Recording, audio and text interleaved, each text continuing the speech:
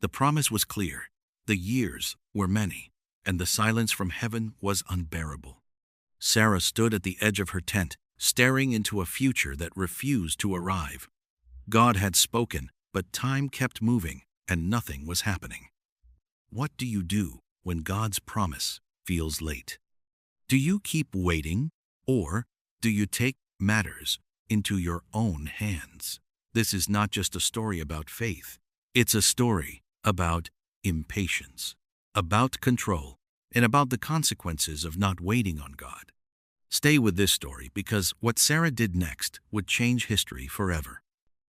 Before we go any further, like, comment, and share this video, and subscribe to the channel. Stay till the end of this video and find out what happens next, because this story holds a lesson many people learn the hard way. Sarah, known first as Sarai, was the wife of Abram, a man chosen by God for a destiny larger than he could imagine. One quiet night, under a sky crowded with stars, God made a promise that shook their world. Abram would become the father of a great nation. His descendants would be as numerous as the stars above. There was only one problem. Sarah had no children, and she was already old. Still, Sarah believed, at least at first. She packed her life into uncertainty and followed her husband across deserts into foreign lands, clinging to a promise she could not yet see. Years passed. The stars stayed the same. The promise stayed the same. Sarah's womb stayed empty, and doubt began to grow where faith once lived. Waiting and waiting and waiting. Every morning, Sarah woke up, hoping today would be the day. Every month, disappointment returned, like a cruel reminder of what she did not have. In her culture, barrenness was not just painful, it was shameful, servants whispered. Younger women avoided her eyes, and the years kept piling up. Abram still believed God. Sarah still wanted to believe. But wanting and waiting are not the same thing. And this is where the tension rises, because the longer God seems silent, the louder our own thoughts become.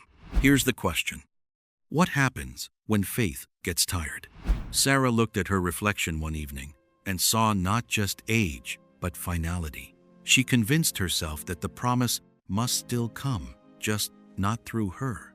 And that's when she made a decision. A dangerous one. She went to Abram and presented a solution that sounded reasonable, logical, even culturally acceptable at the time. Her servant Hagar could bear a child for her. If God promised you a son, Sarah reasoned, then this must be the way he intends to do it. Abram listened, and he agreed. This was the moment everything changed.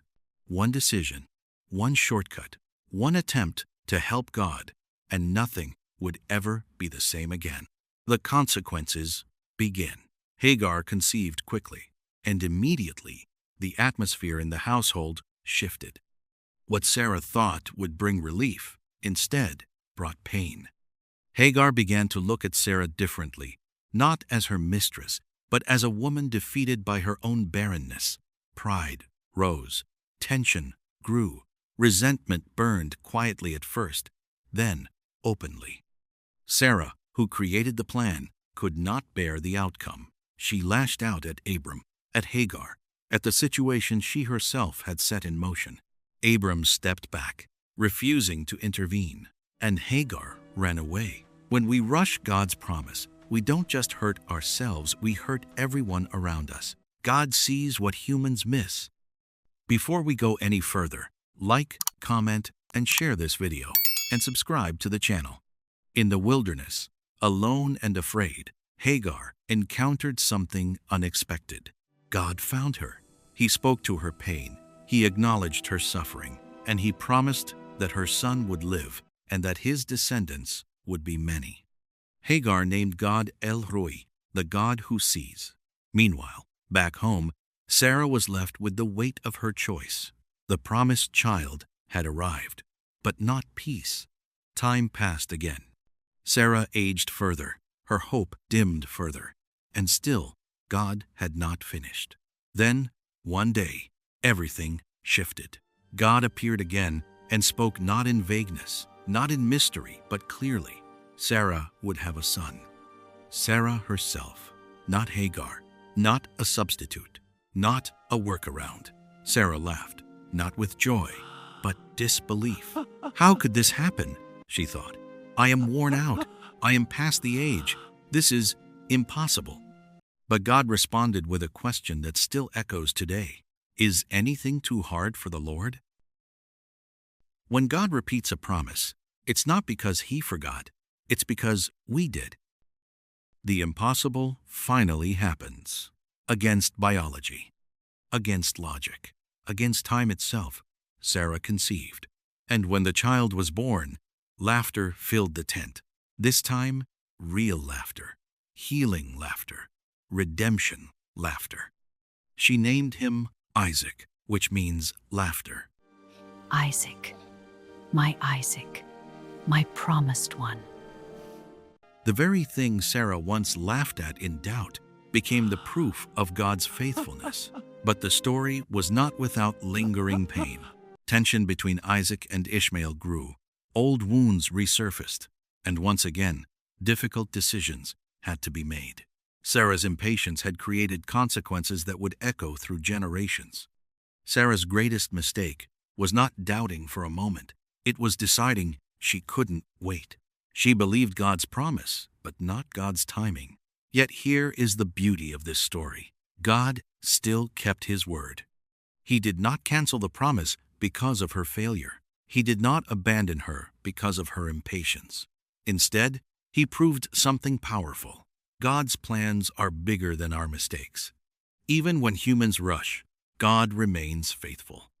Sarah's story is not just ancient history, it's a mirror. How many times do people today rush relationships, force outcomes, take shortcuts, help God instead of trusting Him? Waiting is hard. Silence is painful.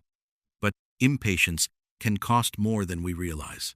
Sarah learned that God's delay is not God's denial. And when the promise finally arrives on His timeline, it is always worth the wait. Sarah couldn't wait, and her choice changed everything. But God still wrote redemption into her story.